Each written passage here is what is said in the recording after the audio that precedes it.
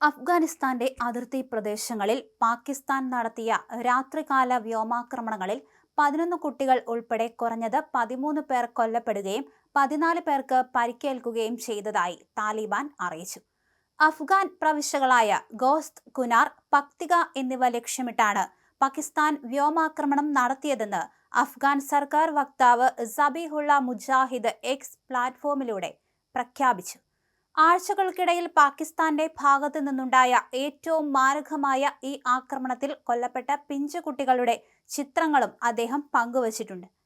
ഗസയുടെ ദുരന്തങ്ങളിൽ മാത്രം കണ്ണീരൊഴുക്കുന്ന ലോകം അഫ്ഗാൻ അതിർത്തിയിലെ ഈ ചോരപ്പുഴ കാണാതെ പോകരുത്.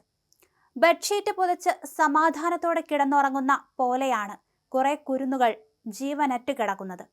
പാകിസ്ഥാന്റെ ക്രൂരമായ വ്യോമാക്രമണങ്ങളിൽ നിമിഷനേരം കൊണ്ടാണ് കുട്ടികൾ മരിച്ചു വീണത്. പാകിസ്ഥാന്റെ ക്രൂരമായ വ്യോമാക്രമണത്തിൽ നിമിഷനേരം കൊണ്ടാണ് കുട്ടികൾ മരിച്ചു വീണത്. ചുറ്റും ഇരുന്ന് നെഞ്ചുപൊട്ടി നിലവിളിക്കുന്ന അമ്മമാരുടെ കാഴ്ച കണ്ടു നിൽക്കാൻ പോലുമാകില്ല. അത്രയ്ക്കും ഹൃദയഭേദകമാണ് അഫ്ഗാനിസ്ഥാനിൽ നിന്നുള്ള ആ ദൃശ്യങ്ങൾ.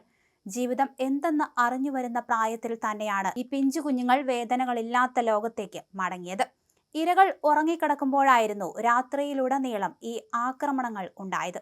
അതുകൊണ്ട് തന്നെ ബോംബാക്രമണത്തിൽ നിന്ന് രക്ഷപ്പെടാൻ അവർക്ക് യാതൊരു അവസരവും കിട്ടിയില്ല.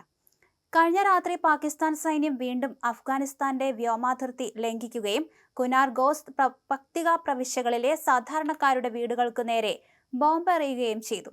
മുജാഹിദ് എക്സിൽ കുറിച്ചു. ഈ ആക്രമണങ്ങളുടെ ഫലമായി 11 കുട്ടികളും ഒരു സ്ത്രീയും പ്രായമായ ഒരാളും കൊല്ലപ്പെട്ടു. മറ്റ് 14 സ്ത്രീകൾക്കും കുട്ടികൾക്കും പരിക്കുപറ്റി. അഫ്ഗാനിസ്ഥാനിലെ ഗോസ് പ്രവിശ്യയിലെ ഒരു ഉദ്യോഗസ്ഥനെ ഉദ്ധരിച്ച് വാർത്താ ഏജൻസിയായ AFC റിപ്പോർട്ട് ചെയ്തതനുസരിച്ച് സ്പെറ ജില്ലയിലെ ഒരു വീടിന് നേരെയാണ് ആക്രമണം ഉണ്ടായത്. ഇവിടെ 9 പേർ കൊല്ലപ്പെടുകയും 10 പേർക്ക് പരിക്കുപറ്റുകയും ചെയ്തു. തൊട്ടടുത്തുള്ള പക്തിക പ്രവിശ്യയിലെ ബർമൽ ജില്ലയിലുണ്ടായ മറ്റൊരു ആക്രമണത്തിൽ 3 സാധാരണക്കാർ കൊല്ലപ്പെട്ടതായി 2 പ്രദേശവാസികൾ പറഞ്ഞു. ആക്രമണം ഒരു വീടിന് നേരെയാണ് ഉണ്ടായതെന്നും കൊല്ലപ്പെട്ടവർ കുട്ടികളാണെന്നും പ്രദേശവാസികളിൽ ഒരാൾ വ്യക്തമാക്കുകയും ചെയ്തു. ഈ ആക്രമണങ്ങളെക്കുറിച്ച് പാകിസ്ഥാന്റെ ഭാഗത്തുനിന്ന് ഉടനടി ഔദ്യോഗിക സ്ഥിരീകരണമൊന്നും ഉണ്ടായിട്ടില്ല.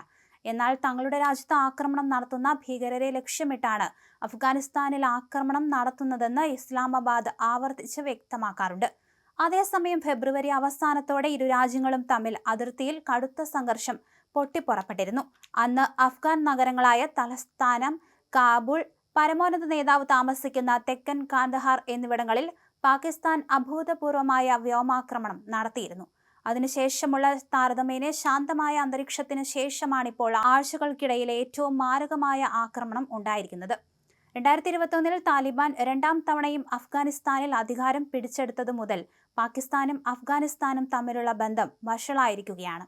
പാകിസ്ഥാനിൽ മാരകമായ ആക്രമണങ്ങൾ നടത്തുന്ന ഭീകരർക്ക്, പ്രത്യേകിച്ച് പാകിസ്ഥാൻ താലിബാൻ എന്നറിയപ്പെടുന്ന തെഹ്രീക്ക്-ഇ-താലിബാൻ പാകിസ്ഥാന് കാബൂൾ അഭയം നൽകുന്നുവെന്നാണ് ഇസ്ലാമാബാദിന്റെ ആരോപണം. US നേതൃത്വത്തിലുള്ള സൈന്യത്തിന്റെ പിന്മാറ്റത്തിനിടയിൽ 2021 അഫ്ഗാനിസ്ഥാന്റെ ഭരണം പിടിച്ചെടുത്ത അഫ്ഗാൻ താലിബാനുമായി ഈ ഗ്രൂപ്പിന് സഖ്യമുണ്ടെങ്കിലും ഇവർ വെവ്വേറെയാണ് പ്രവർത്തിക്കുന്നത്.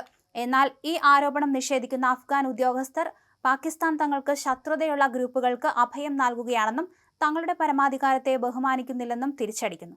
കഴിഞ്ഞ മാസം പുറത്തുവിട്ട ഐക്യരാഷ്ട്രസഭയുടെ റിപ്പോർട്ട് പ്രകാരം ഈ വർഷത്തെ ആദ്യ 3 മാസത്തെ സംഘർഷങ്ങളിൽ മാത്രം കുറഞ്ഞത് 372 അഫ്ഗാൻ പൗരന്മാർ കൊല്ലപ്പെടുകയും 397 പേർക്ക് പരിക്കുപറ്റുകയും ചെയ്തിട്ടുണ്ട്.